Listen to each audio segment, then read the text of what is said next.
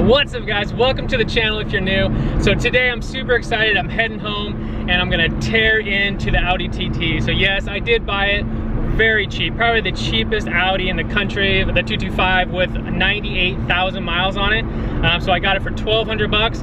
And no, my YouTube earnings for the whole entire year didn't even cover that, not even close. So, but you know, I never got into YouTube for the money. I love doing these projects, and you know, that's where this YouTube channel started from, was me doing my Mark II 24 valve swap. You know, then from there people just wanted to keep following, so that's what I'm doing. I'm still, you know, gonna keep making videos. So I would have bought this Audi regardless. It was so cheap and such a good deal, you know, what I got and everything, and super excited to go home and you know, tear into it. So yeah, why I got it so cheap is it's a really common problem with the Audis. Now the first and second gear, the shift fork breaks, so then you don't have any first and second gear. I can drive around third, but I didn't want to drive it too much because the shift fork, you know, drops, and then you know, if you're driving around, gets in the gear, it's just gonna explode. You know, it's gonna ruin the whole transmission. So, you know, hopefully the best case scenario of what I've seen online, the shift fork breaks and just goes straight down to the bottom of the transmission, but we're gonna find out. So yeah, going home, going to start ripping out the engine because there's a whole bunch of other things I want to do too.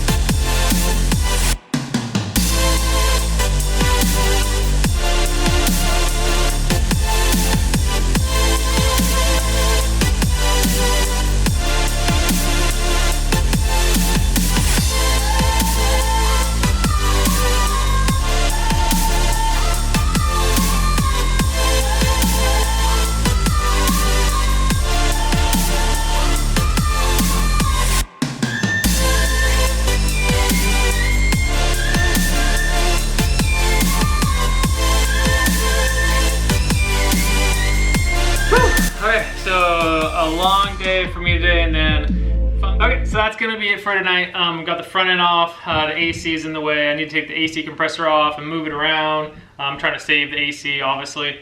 Got the front end off, got some wires off of it, and got the axles off. So now tomorrow when I get home, you know, unhook the rear drive line and just some more wiring, and then it can come right out. So, and then we'll dive into the transmission hopefully this weekend.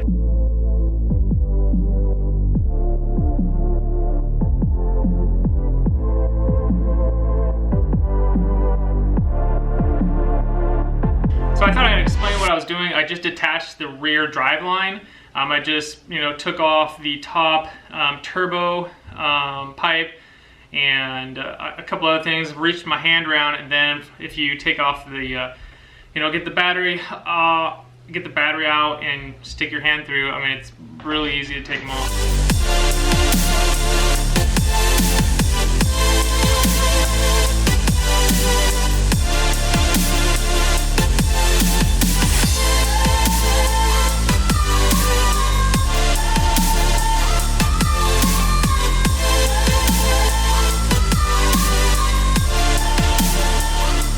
And there it is, guys, the engine is out. Super pumped. I've got my makeshift tire on board thing. I was able to get it on here, so I think I'm gonna be able to take the transmission off with it on here. That thing looks heavy, so I'm gonna have to get a jack stand probably, but yeah, super stoked I got it out. You know,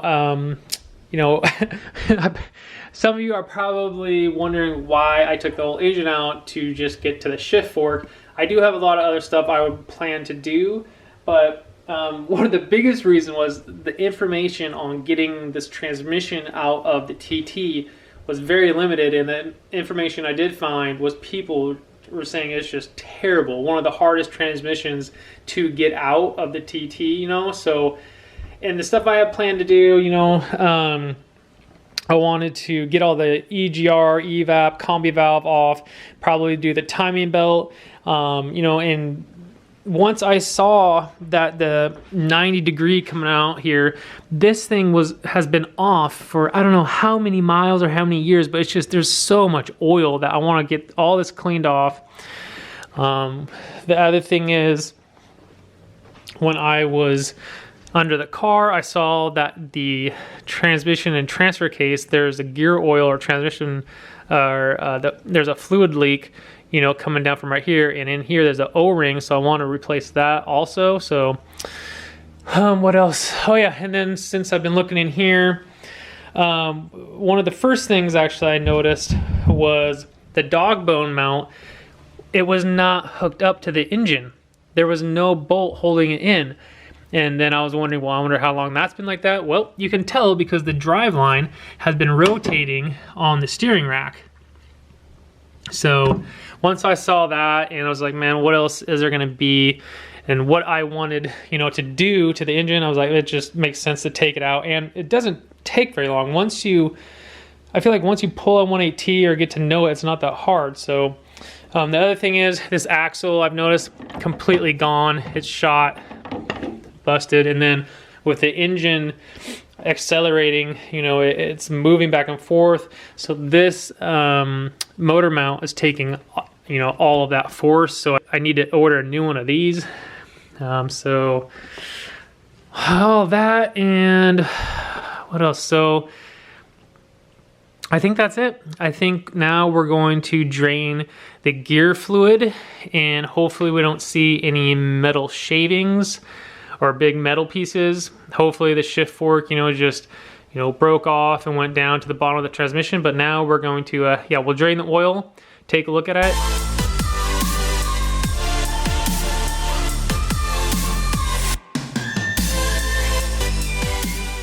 Okay, so just drained all the gear oil out. As you guys saw, it's been sitting for a while. And I was gonna see if we could see any of the metal or any flakes, which, yeah, I can see some there.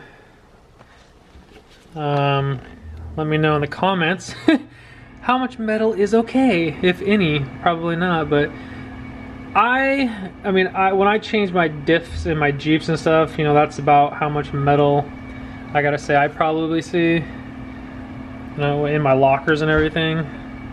I don't see any huge pieces, but again, you know, I think we'll probably know once we get the transmission off. And I think there's a magnet in there that you can check, see if there's any big, you know, metal pieces on there and everything. So hopefully we'll be able to see, you know, if there is huge chunks out. I'm sure we're going to be able to, but yeah, I do have some parts coming in for the Mark II build, so I'll update you guys probably that, probably in the next video. If not, then probably going to be the transmission video. So, but anyways, yeah, that's going to be it for this video. I'll see you guys next time.